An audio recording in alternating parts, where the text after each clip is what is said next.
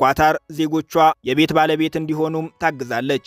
ዕድሜው 22 ዓመት የሞላውና ባለትዳር የሆነ ኳታራዊ ወደ መንግስት ሄዶ ቤት መገንባት እፈልጋለሁ ማለት ይችላል።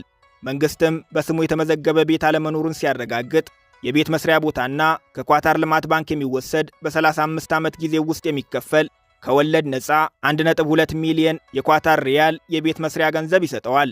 ለቤት ግንባታ ለዜጎች የሚሰጠው ቦታ በመንግስት ወጪ ውሃ፣ መብራትና የመንገድ መሰረተ ልማቶች የተዘረጉለት ነው። ያላገቡ ከሆኑ የቦታና የብድር መጠየቂያ የዕድሜ ጣሪያው ከዚህ ከፍ ይላል።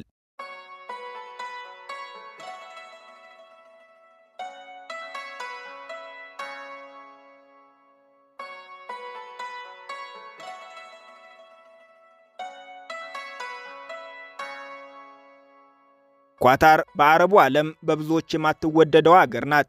በአረብ አብዮት ወቅት የግብፁን ሙስሊም ወንድማማቾች መደገፏ በሳውዲ በተባበሩት አረብ ኤሚሬትስና ሙሐመድ ሙርሲን አባረው ስልጣን በተቆጣጠሩት የግብፁ አልሲሲ ዘንድ በክፉ ዓይን እንድትታይ አድርጓታል።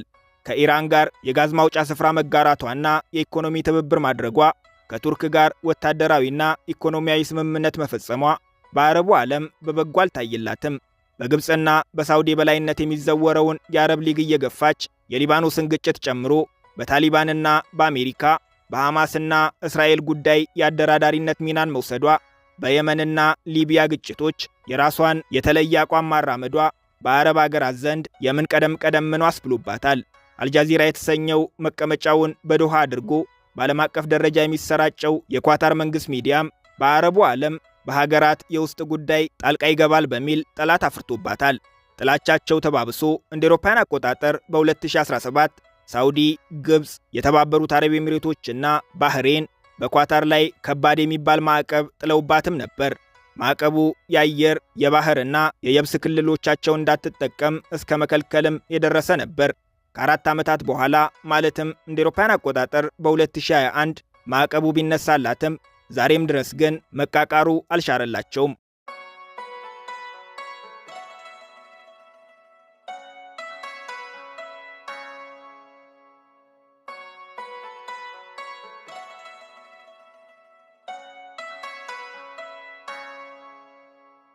የዛሬ ጉብኝታችንን በዚያው አበቃን።